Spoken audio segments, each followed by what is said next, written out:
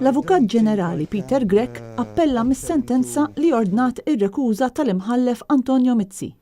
Fit-12 ta' Lulju l-Qorti Kostituzzjonali kienet laqat it-talba tad-Deputat Simon Busuttil sabiex Antonio Mizzi jkun mitlub jirrakkuża ruħu mis-smigħ ta' każ ta' appell dwar inkjesta fuq il-Panama Papers. Simon Busuttil kien talab li Mizzi jirrakkuża ruħu fid-dawl ta' possibilità ta' konflitt ta' interess meta Mizzi miżżewweġ lill-Membru Parlamentari Ewropew Marlene Mizzi. L-imħallef Mizzi kellu jisma' l-appelli tal-Prim Ministru u ta' Chief of Staff tiegħu Keith Schembri u l-Ministru Konrad Mizzi flimkien ma' diversi persuni oħra biex iwaqfu inkjesta fil-konfront tagħhom.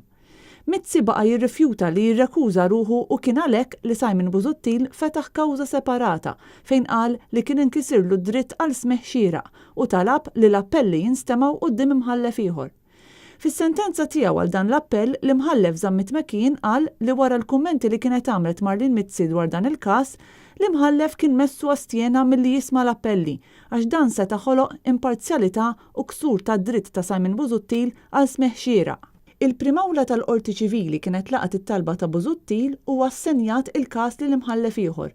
Madankollu issa din id-deċiżjoni reġgħet ġiet appellata mill-Avukat Ġenerali.